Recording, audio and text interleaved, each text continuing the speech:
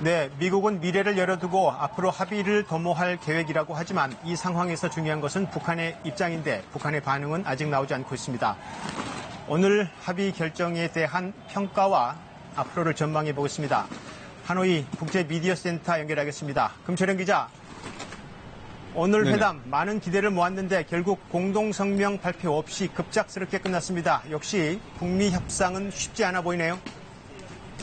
네, 그렇습니다. 비핵화의 길이 멀고도 험하다는 것을 여실히 입증한 회담이었다 평가가 나오고 있습니다.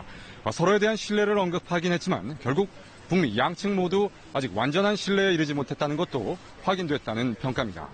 향후 협상의 판이 깨진 건 아니지만 시계 제로라는 말이 나올 정도로 불확실성은 커졌다고 하겠습니다. 네, 오늘 아침까지만 해도 양 정상이 기대감을 나타내면서 분위기가 나쁘지 않았는데 이 내용상의 충돌 말고 어느 시점에서 이렇게 급반전됐는지 파악된 게 좀 있습니까? 김혁철 대표와 비건 대표가 양 정상이 도착하기 전 수차례 실무 협상을 벌여서 공동성명 문안이 작성됐다는 게 정설입니다. 백악관도 오늘 아침 고지에서 공동성명 서명식을 예고했던 상황입니다.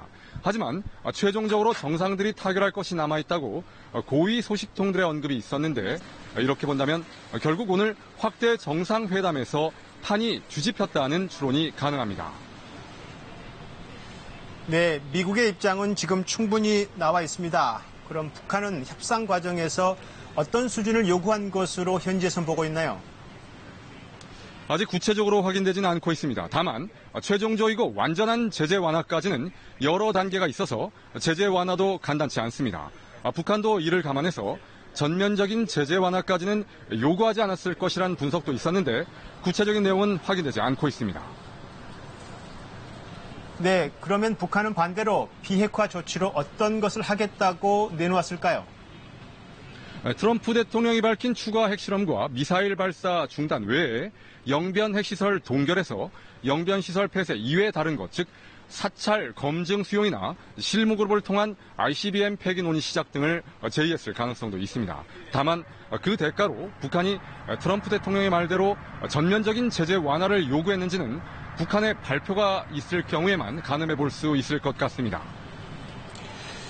네, 벌써 두 차례 정상회담입니다. 이렇게 난항을 겪는다면 앞으로 어떻게 해법을 찾아야 할 것으로 보고 있습니까?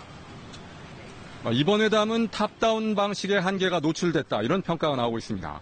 정상회담 일정이 먼저 정해지고서야 본격적인 실무 협상이 시작된 만큼 시간에 쫓길 수밖에 없었습니다. 결국 최종 판단을 두 정상이 만나서 해야 하는 상황이었던 것이죠. 핵심 쟁점은 타결이 이른바 탑다운 방식으로 이렇게 정상들에게 넘겨진다면 돌발 변수에 취약할 수밖에 없습니다. 아쉬운 상황이라고 볼 수 있겠습니다. 따라서 실무 협상을 통해서 쟁점을 하나하나 극복해가는 이른바 바텀업 방식의 효율적인 병행이 필요해 보입니다. 네, 국제미디어센터에서 금철영 기자였습니다.